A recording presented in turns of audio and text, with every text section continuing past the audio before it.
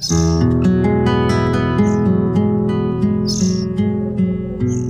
निगम गेली 5 वर्षे बावडा रेस्क्यू फोर्समध्ये पक्षी मित्र आणि प्राणी मित्र म्हणून कार्यरत आहे.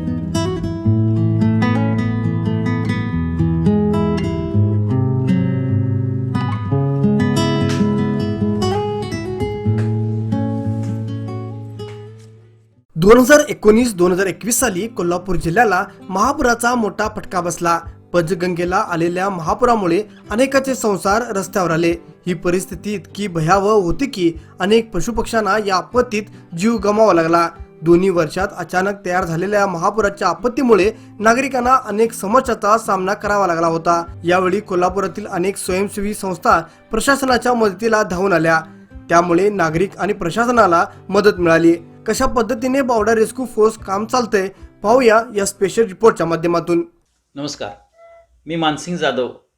बावडा रेस्क्यू फोर्स 2019 या पूर परिस्थिती दरम्यान चालू केलेला हा रेस्क्यू फोर्स आमदार ऋतुराज दादा बंटी साहेब यांच्या संकल्पनेतून निर्माण झालेला हा फोर्स बावड्यातील साधारण 50च्या पेक्षा जास्त तरुणांनी एकत्र येऊन बावडा रेस्क्यू फोर्सची स्थापना केली.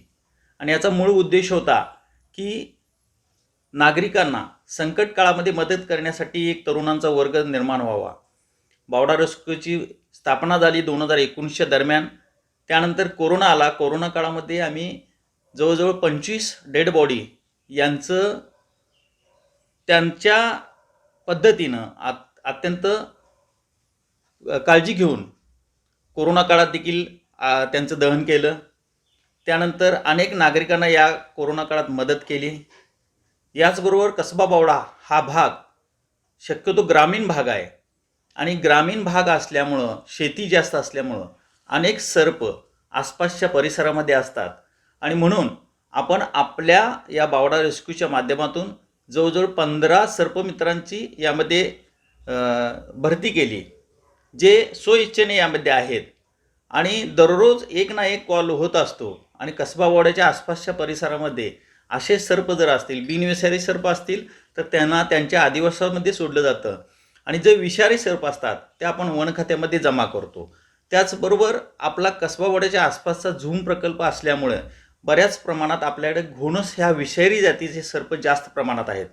त्यामुळं आम्ही अत्यंत काळजी घेऊन या सर्पांना पकडतो आणि वन खात्यामध्ये जमा करतो.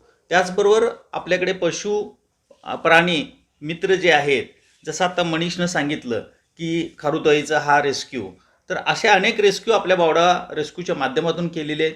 पूर परिस्थितीच्या माध्यमात आपल्याकडं जवळजवळ एक 20-25 पट्टीचे पोहणारे आहेत. यातून आपण त्यांना NDRFची आणि कोल्हापूर महानगरपालिका फायर स्टेशनची आपण मदत घेऊन त्यांना जुजबी ट्रेनिंग दिलेलं आहे.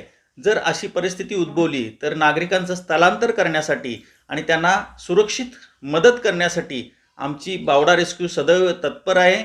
आणि या बावडा रेस्क्यूची ख्याती आता अखंड पंचक्रोशीमध्ये पसरलेली आहे.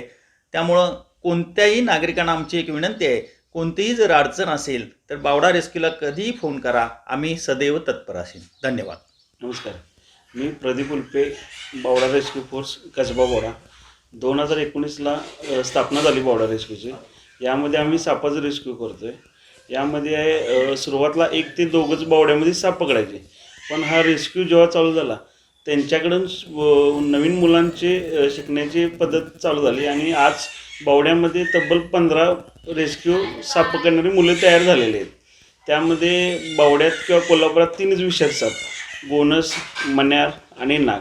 उरलेले सर्व बिनविषारी असतात. हे 3 जे विषारी साप आहेत यांना रेस्क्यू करून आम्ही वन विभागाकडे जमा करतो व माणसांची सुरक्षा करतो. तसेच बावड्यातून किंवा आजूबाजू एरियातून आम्हाला फोन येतात. फोन आला की आम्ही जातो, न काय मोबदला घेता ते साप पकडून हे करतो. आणि ह्याची सुरुवात ऋतुराज पाटील दादा आणि बंटी साहेब यांच्या मार्फत झाली. जगात कोरोना महामार्गी धुमाकूळ घालत असताना अख्खं जग लॉकडाऊन झालं होतं. कोणीही एकमेकाच्या मदतीला धावून जाण्यासाठी तयार नव्हतं. कोरोना झालेल्या मृत्यूमुळे मृतदेहाला खच स्मशानभूमीत पाहायला मिळायचा. कोल्हापुरामध्ये देखील अशीच परिस्थिती निर्माण झाली होती. मात्र यावेळी देखील बावडा रेस्क्यू फोर्सने कोणतीही भीती न बाळगता मृत्युमुखी पडलेल्या कोरोनाग्रस्तांच्या श्वास अंतिम संस्कार केलेत. त्यामुळे आजही अनेक संस्थांकडून त्यांना गौरवण्यात आलंय. आपत्ती व्यवस्थापक विभाग कोल्हापूर, महानगरपालिका, फायर ब्रिगेड यांच्यातर्फे विशेष ट्रेनिंग घेऊन ही टीम सदैव नागरिकांच्या मदतीसाठी तयार असते. नुकतंच या टीमने जरंगनगर येथील 2 खारीची पिल्ले झाडावरून पडली होती. त्यांना रेस्क्यू केलं असून कुणाल निकम यांच्या घरी आणून अगदी छोट्या बाळासारखी त्याची काळजी घेतली जात आहे. त्या छोट्या पिल्लांना डोळे उघडल्यानंतर त्यांना त्यांच्या अधिवासामध्ये सोडून देण्यात येणार आहे. नमस्कार, मी कुणाल निकम. गेली 5 वर्ष बावडा रेस्क्यू फोर्समध्ये पक्षीमित्र आणि प्राणीमित्र म्हणून कार्यरत आहे. आपल्या कोल्हापूर शहरातून किंवा आजूबाजूच्या ग्रामीण भागातून कुठूनही जरी पक्ष्यासंबंधित किंवा लहान प्राण्यांसंबंधित जर कॉल आला तर लवकरात लवकर तिथं पोहोचण्याचा प्रयत्न करून तिथं जागेवरती जाऊन तिथली परिस्थिती काय आहे, म्हणजे त्या प्राण्याला किंवा पक्ष्याला काय झालेलं आहे, तो कितपत जखमी आहे. जर जास्त जखमी असेल तर त्याला ताब्यात घेऊन त्याच्यावरती प्राथमिक उपचार करून पुन्हा ते तयार झाल्यानंतर एक 8 ते 10 दिवसानंतर पुन्हा मी त्यांना त्यांच्या अधिवासात मुक्त करतो किंवा जिथे सापडले असेल तिथं नेऊन परत सोडतो आहे. आता ही खारुताईची 2 पिल्ले आहेत. ही जरंगनगरमध्ये आमच्या बहिणीच्या घरी मला मिळाली होती. संध्याकाळी 7 वाजेपर्यंत त्यांच्या आईची वाट बघितली, पण ती काही तिथं आली नाही मोठी खारुताई. 7 नंतर मी इथे त्यांना घरी घेऊन आलो. त्यांचे अजून डोळेसुद्धा उघडलेले नाहीत. आता सध्या त्यांना दूध आणि फळांचा रस हेच देतो आहे.